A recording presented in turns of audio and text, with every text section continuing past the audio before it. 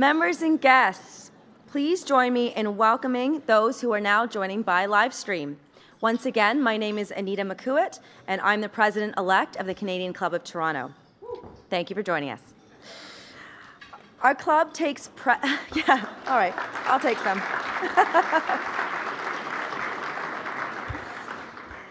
Our club takes pleasure in attracting a stellar list of speakers that address today's most relevant issues, and today is a great example of that. There is a hunger for meaningful exchange of ideas where emojis are not involved. Nothing against emojis. And while there is a place for online chatter, the club's place as a refuge for rich discussion and networking has never wavered after 123 seasons. Speaking of networking, I would also like to welcome students from the Ryerson Leadership Lab as our youth and young leaders joining us this afternoon. Welcome, students. Where are you?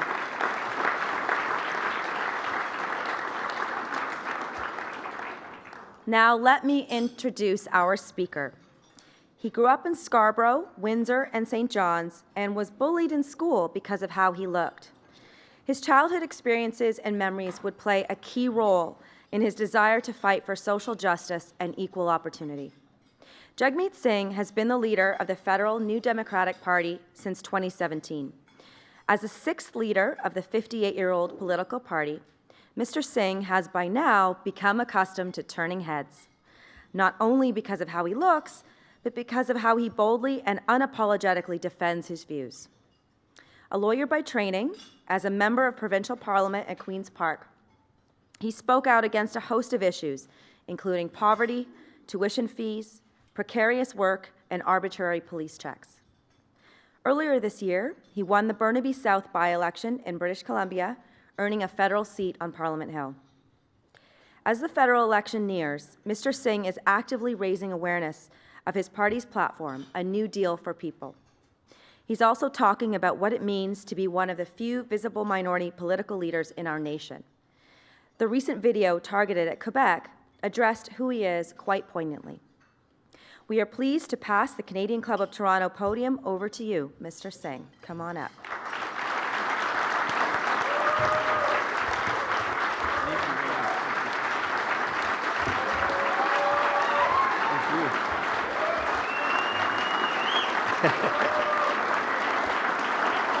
Thank you very much. Thank you, thank you. Thank you, I really appreciate the warm welcome. Thank you so much. I know it's already been done, but I think it's so important that it should be done again. I want to begin by acknowledging that we're gathered on traditional territories of the first people of this land. In this case, it's the traditional territories most recently of the Mississaugas of the Credit, but also in the past of the Anishinaabeg, the Chippewa, the Haudenosaunee, and the Wendat people. And that Toronto, where we're gathered today, is covered by Treaty 13 with the Mississaugas of the Credit. And while we often acknowledge the land that we're gathered on, and it's incredibly important, it's also important to reflect for a moment on the injustices that the first people of this land have faced and continue to endure. And that when we acknowledge the lands that we're gathered on, we should also come together collectively to say we will work tirelessly to end that injustice and work towards true reconciliation.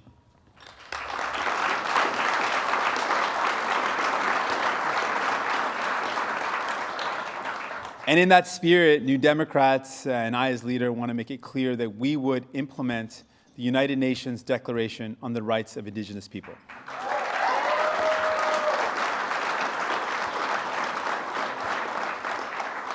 I want to thank you all for being here. This is a room filled with incredible leaders that have made a mark and continue to make a mark on our country. And I want to acknowledge that and thank you for that.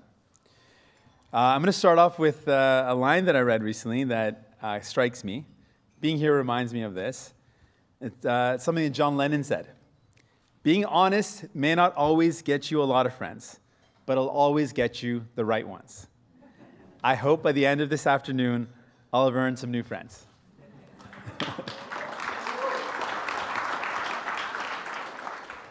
My mom always taught me growing up, she said that we're all one.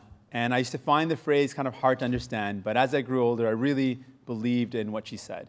The idea that if we see people around us that are hurting, it also hurts us. And if we help the people around us, if we lift the people around us, we all rise together. It's something that I lived myself. We launched our campaign recently in London, and it was a city where I had some of my best memories, some that I probably can't talk about, going to Western, and some of my most difficult memories. It was where I took my brother in to live with me, and I was a 20-year-old kid taking care of a kid, which was kind of complicated. But it was a time where we had a lot of help. I wouldn't have got through those tough times when we didn't have a lot of support. And I was taking care of my younger brother. I had to work a number of jobs to pay the bills. And it was a lot of friends and family, in some cases strangers, that stepped up and helped me out. And it was their help that reminded me of a very Canadian value. In Canada, we truly believe in taking care of one another. It's a very Canadian spirit.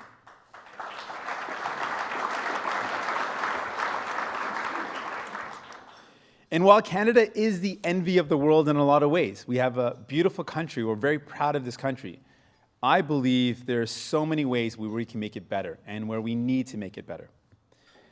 One of my key thrusts to you today, my key message to you today is that I believe an economy that works for everyone is better for everyone. It's truly what I believe, and I'll lay out my argument for that.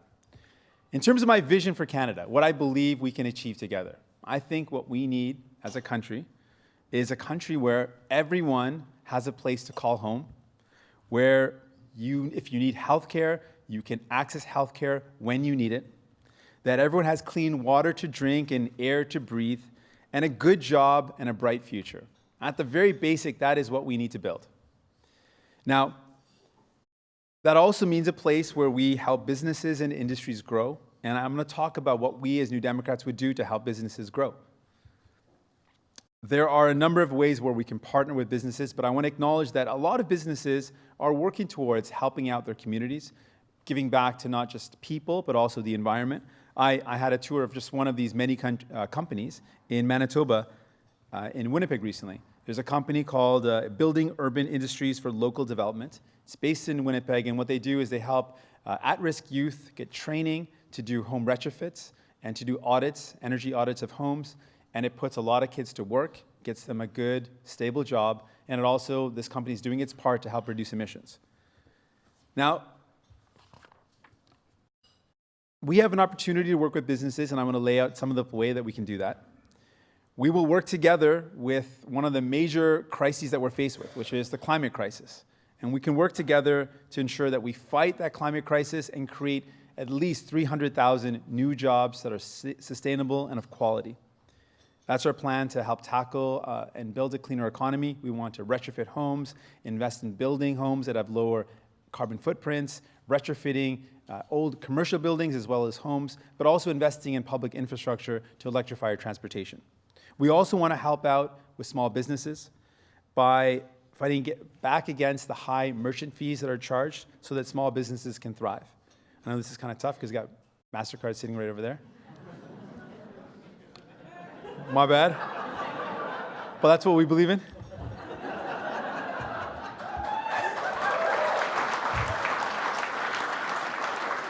But we'll work together. There's other ways we can work together. We believe in fair trade. And fair trade is not free trade, which benefits the people at the very top, but fair trade is one which helps Canadian businesses compete in the world. That means fair trade where workers that are some of the best in the world, Canadian workers, have a fair chance to compete with any jurisdiction in this world. Our workers can compete, but if they don't have the same labor laws in place, the same environmental protections in place, then Canadian businesses can't compete with low-wage markets that don't protect their workers. So we will ensure that trade deals protect jobs in Canada and Canadian manufacturing businesses. We'll also address the shortage of workers. We know this is a massive concern across rural parts of Canada. In Quebec, it's a massive concern. There is a 120,000 person gap in the workplace for jobs. Donc, on va travailler très fort avec le gouvernement Québec pour s'assurer qu'on a un système d'immigration qui accueille des gens pour régler ce problème de pénurie de main-d'œuvre. We will support our manufacturing sectors here in Canada, and that means supporting steel and auto and our high-tech sectors. To do that, we've got a number of key measures, 4 measures that we are looking at to address how we can support those industries that drive our economy. We want to have targeted supports for industries that need the supports and make sure we've got a policy in place to help those industries out. We believe in developing a robust strategy that allows workers to be innovative and competitive on a global scale. We want Canada to be we want to champion Canada on the world stage. And finally, when it comes to manufacturing, when we look at our procurement process right now, we've got to make some serious changes. Most recently, I visited Thunder Bay and I met with workers who are struggling with the fear of losing their jobs. And we've met people across this country that are threatened by job losses. And we look at some of the policies that are being implemented, and one of them is in procurement. We own Via Rail. It's a Crown corporation owned by Canadians. And when a contract went out to buy $1 billion worth of trains, the contract was awarded to Siemens, a German company, while we have some of the best trains built here in Canada. So what we're calling for is this: if we're using our public dollars, our own taxpayer dollars, if they're going towards procurement, there must be a made in Canada requirement for procurement.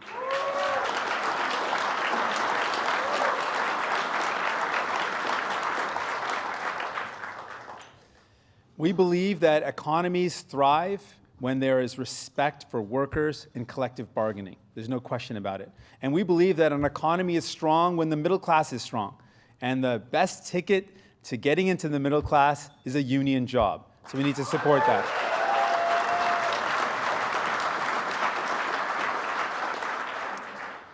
Now, unions fought for a lot of the things that we now enjoy. They fought hard for pensions and health benefits and workplace training and skills development.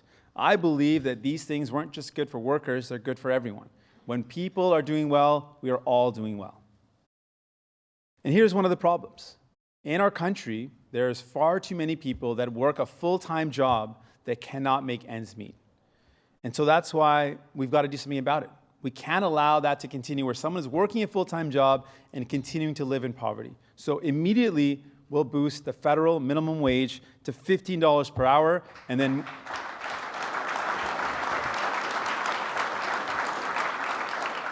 but we're not going to stop there. Then we're going to move within our 4-year mandate as government to a living wage so that people can actually thrive, not just get by.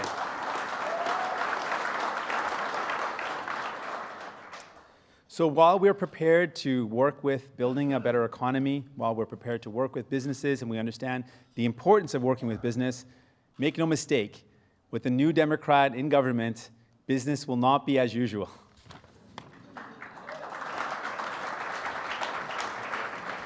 And I'm going to lay out our plan. Nous vivons dans un pays où les plus riches continuent d'être de plus en plus riches, où un pays où la majorité de la population continue de ne pas avoir les mêmes avantages. Un pays où les gouvernements conservateurs et libéraux précédents ont laissé installer un système qui profite aux riches et qui laisse tomber le reste entre nous. Now, at one time, the idea of a social safety net, of health care that was universal, pensions, employment insurance, they all seem like pretty radical ideas. Now we realize they're very normal and we accept them. At the time when they were first being fought for and trying to be brought in, they were the powerful interests at the top that fought tooth and nail against them. It was good, hardworking people, Canadians, Tommy Douglas, many others that worked together to bring in these things that now form a massive part of who we are and our identity. The Canadian dream is one where we believe you can work hard and take care of one another, and we can all get ahead. Now, I truly believe this, and I started off by saying this, that if we work to build an economy where everyone does well, everyone does well. And the problem is, right now, if you look around and you meet with people, that's not how things are going. More and more people are struggling to make ends meet. We've seen report after report that says half of Canadians, that means 1 in every 2 person you meet, is just $200 away from not being able to pay their bills. It's a pretty staggering figure when you think about it. I've met with those families. I've met with young people who, instead of being hopeful for the future, are worried and afraid. I've met with families who are being crushed under the weight of bills that keep on rising and wages that keep on staying the same. And really, the problem is we know the economy is doing well, but it's not doing well for everyone. The massive problem is this. There is wealth, there is prosperity, but it's not being shared by everyone. The people at the top continue to do well, but life gets more and more difficult for everyone else. I think about employment and employment numbers that continue to rise, but when we look at the type of employment, it's part-time and precarious. And one of the massive concerns, one of the biggest concerns that I hear about is housing. In a country as wealthy as ours, there are far too many people that cannot afford to find a place to live. They cannot find a place to call home.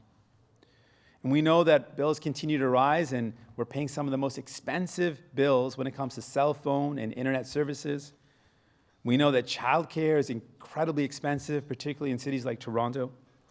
And while the government, maybe Justin Trudeau and the Liberal government might like to say that the economy is doing really well, I ask the question, who is it doing well for? And we think about this economy that's not doing well, or not doing well for everyone, and the fear that people feel, and the fact that families are struggling. The people that are feeling it the most are our young people. This is the first time ever that young people are looking towards a future where they have less opportunities, not more, than the previous generations. They're worried because they're being crushed under student debt. I think about my own story a little bit. When I was going through a tough time and our family was falling into financial disaster, I was able to go to law school. And at the time when I went to law school tuition fees, shout outs to the Law Society, were $8,000 a year. Now that same law school is getting close to $30,000 a year. Now I can't imagine how a young person who's struggling would ever imagine spending $30,000 a year just for tuition. It's becoming harder and harder for students. And on top of that, we look at the choices that governments are making. On one hand, students who take out federal loans are being charged interest on those loans. The government's essentially profiting off of them. Over the past 4 years, because of the prime plus about 3% that's being charged to students who have federal loans, it amounted to about $3 billion that the Liberal government picked the pockets of students who are struggling under the weight of that debt. At the same time, in the past year, Mr. Trudeau waived a $6 billion corporate loan, or corporate loans to the amount of $6 billion. To me, that is a clear example of a choice that benefited the very powerful and hurt students who are crushed under that weight, under that debt. Students and young people are also the ones that are most feeling the weight of climate anxiety. And I call it climate anxiety because the crush and the looming climate crisis means that young people are afraid of the future.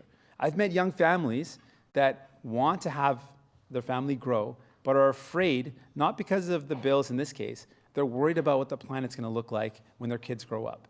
And now, I don't think everyone has to decide to grow their family, but you certainly shouldn't decide not to because you're afraid of what's going to happen to the planet. So we owe it to young people to turn this around. With young people who are worried with their student debt, they're worried about not being able to afford a home, they're worried about not being able to start a family, we owe it to these young people to change things and to turn things around. I put it to you that the raw pursuit of profit that some companies sometimes use as an excuse to eliminate pensions or to eliminate benefits have further imperiled an already difficult situation. The reality is that if we're not going to change the direction that we're headed on, if we're going to continue down this path where it's more and more unaffordable for students, for young people, where we can't afford a home, you can't afford a place to live, bills continue to rise, what we're doing is essentially mortgaging the future for a generation of young people. And for me, the math just doesn't add up. If we want to build a good society, if we want to build a good economy, we have to build one that works for everyone. And I'm sure you'd agree with me. If you meet a young person and you see what you'd hope to see, optimism and excitement for the future, replaced with despair and fear and worry, it motivates you to want to do something about it.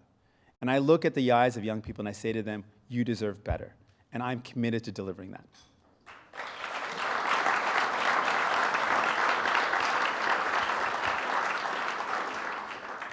It's not just a political failure if we don't act, it would be a moral failure.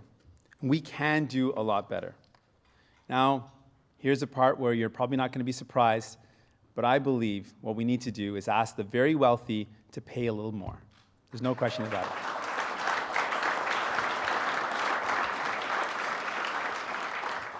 There's a three-letter word, a very dangerous three-letter word that I'm going to redefine for you. People are going to talk about the problem around taxes or tax. I say to you that a tax is really just a contribution. It's an investment. And if you want to invest in and contribute to this beautiful country, it means that those who are able to contribute a bit more, i.e. pay more taxes, should do so.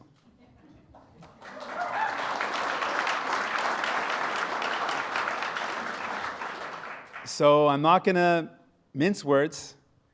Under a new democratic government, the wealthiest and powerful corporations will be paying more.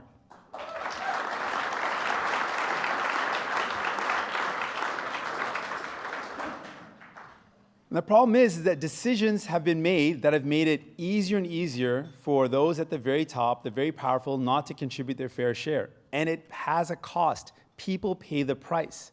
When we don't contribute to society, i.e. pay taxes, when we don't contribute, it means that we don't have the roads and bridges we need. It means we can't invest in education. It means we can't invest in expanding our healthcare system. It means it hurts people. And what happens as a result is inequality grows. And I put to you, when you have massive inequality, it's not good for anyone.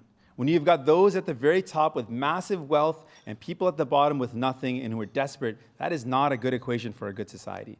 I believe that everyone benefits when everyone shares in prosperity. Everyone benefits when everyone can realize their dreams. And that's why I believe that everyone should be contributing their fair share.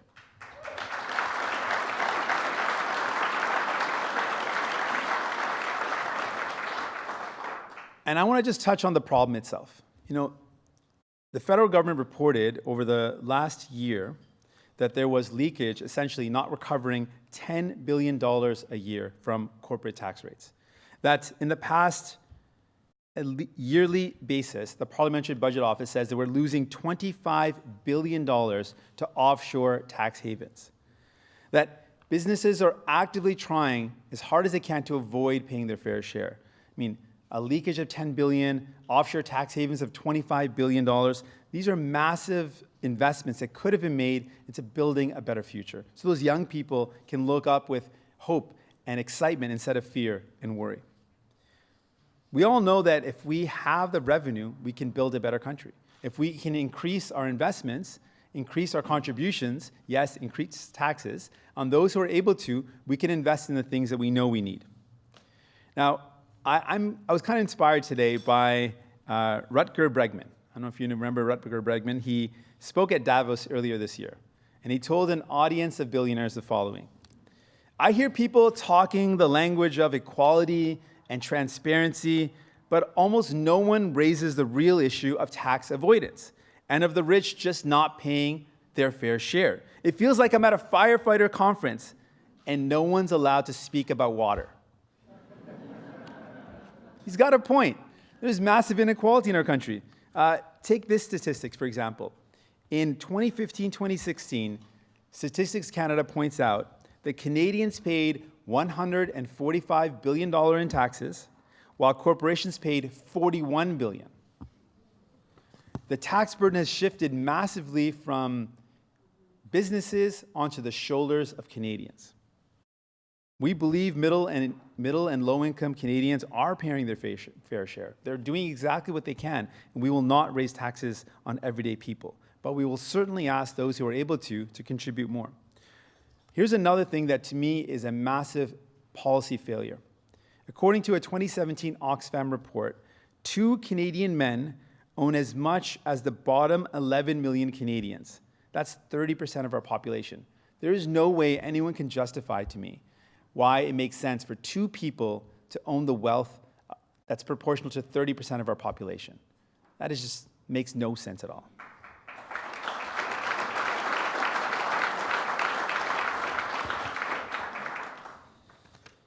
So over these past 4 years with Mr. Trudeau in government, the wealthiest have enjoyed more and more wealth, while everyone else has continued to struggle to pay their bills. We've seen in 4 years that the total amount that wealthy Canadians have stashed in offshore tax havens have expanded to an astonishing $353 billion. Imagine what we could do with those revenues. We know that we have to change this. There is no way we can continue down this path where the powerful continue to not pay their fair share. We owe it to the future generations. We owe it to our kids. So that's why we're putting forward our New Deal for People. Our New Deal for People, when we get at these missed opportunities for revenue, when we ask the very wealthy to contribute more, pay more taxes, we are going to expand our healthcare system to cover people from head to toe. If you need medication,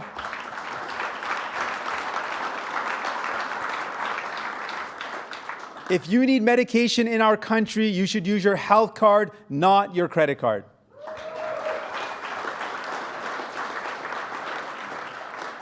We are going to take immediately, on day one of being in government, we're going to take the interest off of all federal student loans to help students out today.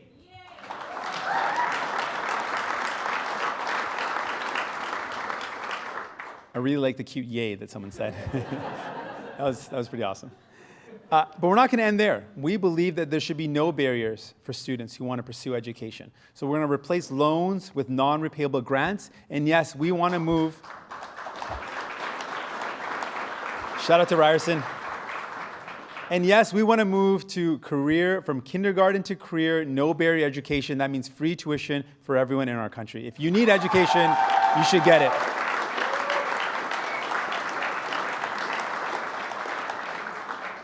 We will take urgent action on the climate crisis by ending fossil fuel subsidies, by reinvesting into clean and renewable energies. We will work honestly towards reconciliation, and that means assuring at a starting point that every Indigenous community in our country has access to clean drinking water, has access to equal funding, equitable funding for their kids, education, and quality homes.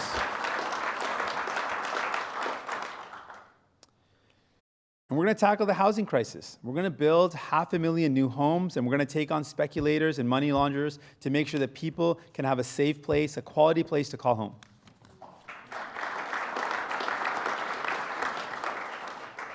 And yes, we are going to do something that liberals and conservatives won't do. We are going to directly lay out a path to ask those at the very top to contribute a bit more. We're going to roll back corporate tax rates to 2010 levels, so it's going to be at 18% while keeping small business tax at the same rate. We're going to put in place a 1% super wealth tax on those who have fortunes of over $20 million, because we believe we need to get at inequality.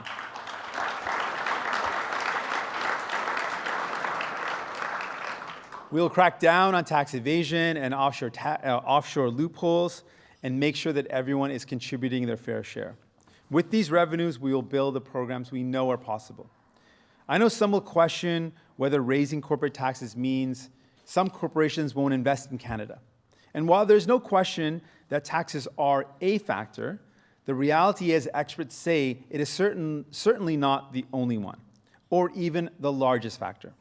The OECD has said that good regulations, robust public services, and workforce skill training are all key factors to encourage investments. Our plan will help companies stay competitive while families can make ends meet. And in fact, more than that, where families can thrive.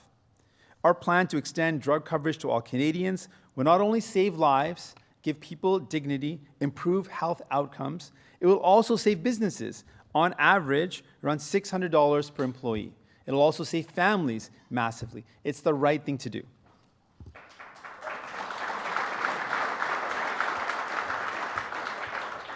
For those companies who want a fair, more sustainable, and more progressive and more prosperous Canada, New Democrats are ready to work together to make this happen.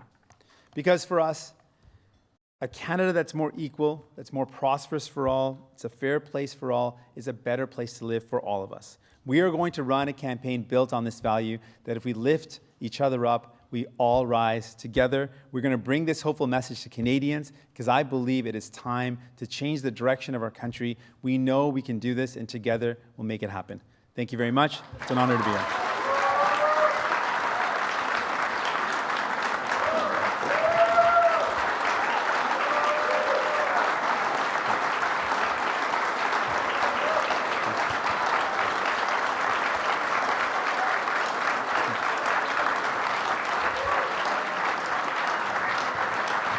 Thank you.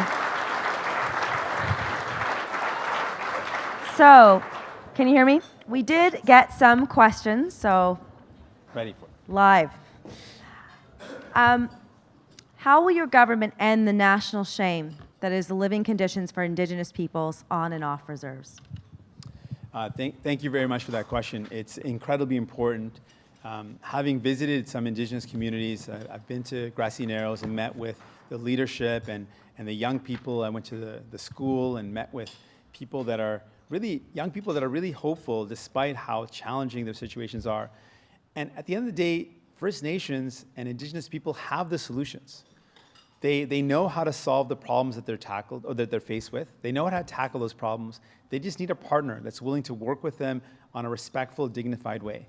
I mean, I can't imagine in a country as wealthy as ours, we're in 2019, with all the technology that we have, with all the wealth that we have, how there's any excuse for not ensuring that everyone has clean drinking water, that everyone has access to quality homes. It's unimaginable. If something is a priority, we've seen the government work immediately. Just last year, when they chose to buy a pipeline, they found $4.5 billion to buy it. I believe that we should have different priorities. Ours is to make sure that everyone has clean drinking water, that every Indigenous community has quality homes, and we will get it done.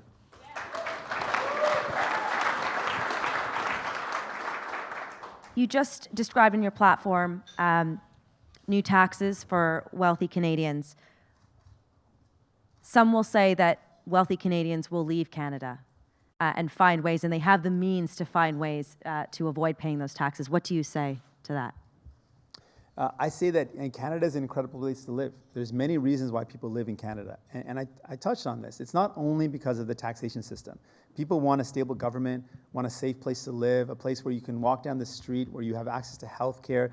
And these things are all threatened with massive inequality. So if we walk down the path that we're currently on, and inequality grows further and further, it becomes worse for everyone, and no one benefits from that.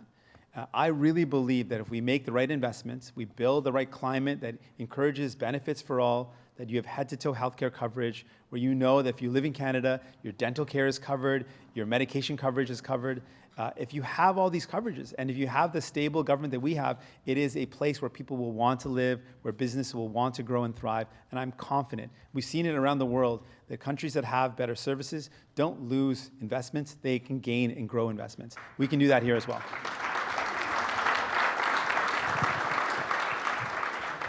Keeping on healthcare, you've outlined a comprehensive healthcare platform.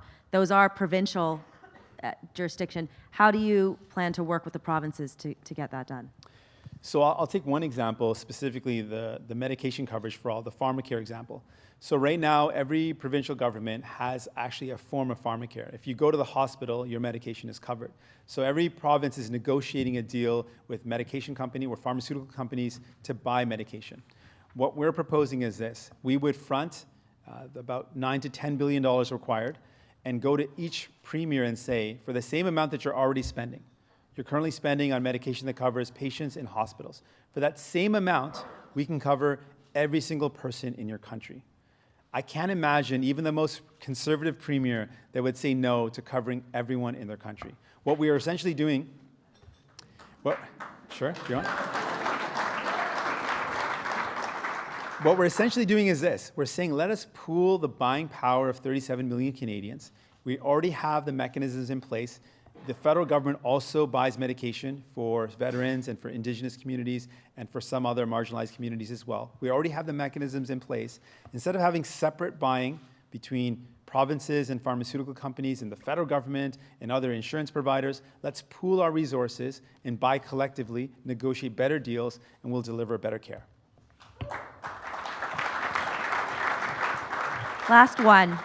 What do you think are the biggest misconceptions about your party and your policies, and what do Canadians who have never voted NDP before need to know about you? We're in it for people. I mean, that's our major focus. The big difference is this, and we've seen that if you're very powerful and very wealthy, you've had two parties that work for you. I believe we build a better economy when governments make decisions that benefit people, because everyone will benefit from that. It'll create a better climate for business, a better climate for industry, a better climate so that people have the wealth shared so they can contribute back into a better society. If you have not the means to be able to live in a home, you don't have the means to be able to purchase things, it's going to create a weaker economy. I really believe if we build an economy where everyone shares in the prosperity, we all benefit. That's what New Democrats are all about.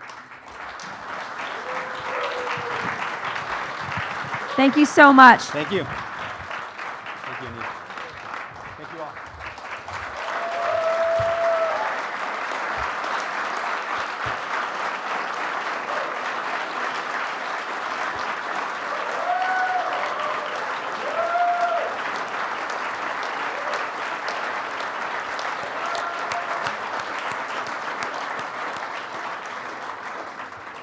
Mr. Singh, on behalf of the Canadian Club of Toronto, thank you for kickstarting our 123rd season with your passion and commitment for the well-being of all Canadians. What a great way to open our new season. Your personal story is inspiring to so many Canadians, regardless of political stripe. I was really proud last night watching the debate at the highest levels of federal government to see the diversity on that stage. It's really inspiring.